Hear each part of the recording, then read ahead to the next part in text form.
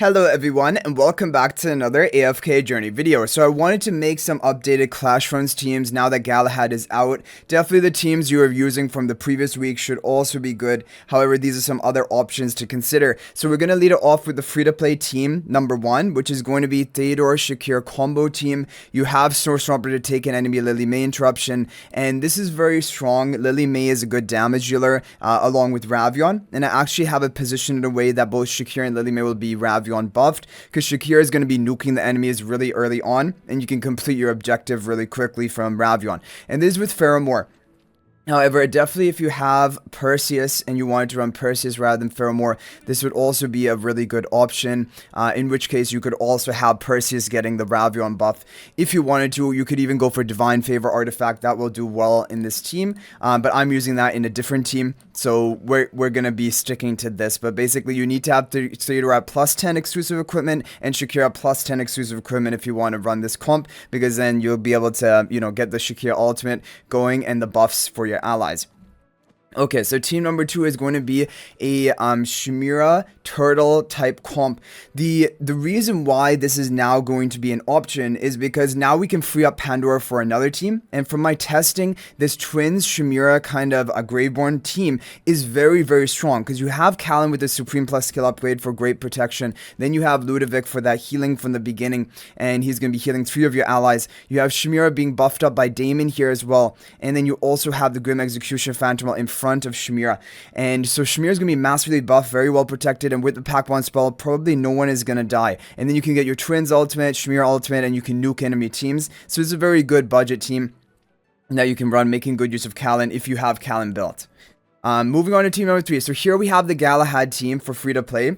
It is going to be in the Light Bearer. Basically, if you guys know from the teams I've recommended in the past, Marcel also works really well on a team like this, being buffed up by Hugin, Rowan, and then Tessio Phantomal. It's really strong for Marcel. However, Marcel is a much more pay-to-win hero because she is a purely PvP hero, and a lot more people have Galahad built or even invested, and then Galahad will also work really well in this team.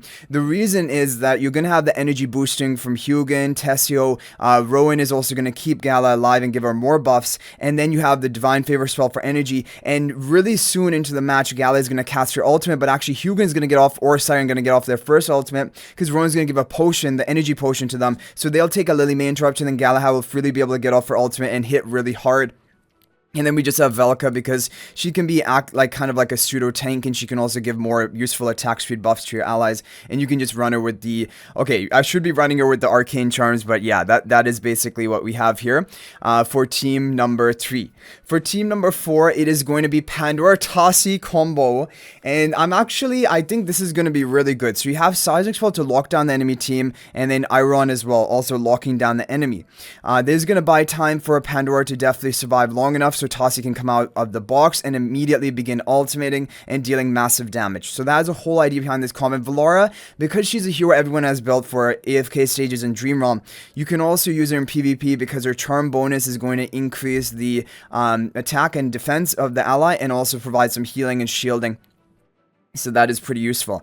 Definitely you could try other artifacts. Blood Moon would be good in a nuking team like this. Even, yeah, Divine Favor if you can spare it, but Seismic Spell also should work pretty well for this team. And then finally, team number 5 is going to be the Bonnie Citrana dot comp with Niru. So Niru can help spread Bonnie and Citrana debuffs. You have also Igor, even Grim Executioner can all spread the debuffs. And then we have the Soothe Rain spell for Vitality and Stroll, and Igor will just be jumping around and everyone is going to fall to their death while Igor just jumps around the map. That's basically the idea behind this comp.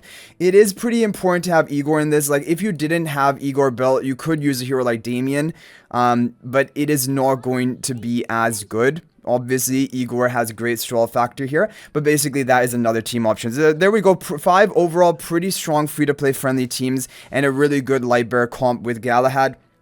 That can work out well for you. Definitely you can replace Velka for, like, if you have another key hero you want to run here. You just want to run a supportive hero, or you want to run a tank, because yeah, this team doesn't have a dedicated tank. There we have it for free to play. We're now going to move on to the pay-to-win teams, but before we do that, if you're thinking about making a purchase in AFK Journey, please consider using my affiliate link for the official Farlight Store. This is the best way you can support me and also gain 5% bonus dragon crystals on your purchase. My affiliate link is in the description of this video and a pinned comment, and you can actually bookmark this link link in your browser, and whenever you plan to make a purchase, just return to the bookmark link and make the purchase. It will support me and be greatly appreciated. So thank you all so much for the support. Okay guys, so here we have the pay-to-win teams, and quite a few of them were heavily inspired by Shadow, who's my friend, who also does a lot of PvP testing for Clashfronts. So this is going to be the Dunlinger side Thalia comp, which is the core, with Igor as well for more stall factor, and Soothe Rain spell actually is going to be a good option in this team, because it frees up Pack Bomb spell for another team, which will be able to use it more effectively. That's basically why Soothe Rain, and Soothe Rain is not a bad artifact at plus 30, it also provides some damage reduction to your team, so definitely this is a good choice. And if you don't have Rainier, or you don't have Rainier belt, definitely you can replace him for a hero like Damien. That would be a fine option, and a really good replacement actually. But Rainier, I think, is going to be slightly better, and because I haven't built, we're going to be running him. Okay, team number 2 is going to be the Marcel Lightbearer comp. Still, this is definitely the best way you can run a Lightbearer team out there right now. Marcel is so well suited for this team, and we have just Mihira for like that crowd control at the beginning, sizing spell. This team has gotten me a 28 win streak in my first Clashfronts. Of course, we were facing very weak guilds. However, 28 win streak is 28 win streak, and that is ridiculous. So this is honestly my favorite. Like I mentioned before, this is a favorite team for me for this season. It is just a beast of a team.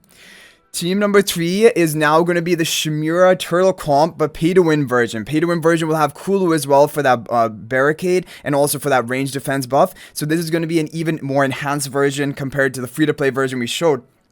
That free-to-play team should work really well as well. And this is with the Pack Bomb spell, you have Ludovic to heal, you have Callan to tank, Grim Executioner buffing up the Shimura, and then she's just going to get off her ultimate and nuke enemy teams. And really, it is almost an impenetrable team. I've tried, like, Shadow has run this as his defense in duel, and I've tried multiple, top meta teams, and they just cannot break through it, because it's just so tanky.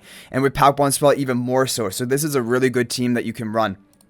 For team number 4, it is going to be Gala, but Pandora, Valara, Gala team. So this is very similar to the Tassi team in the free-to-play lineup, but it's using Gala rather than Tassi.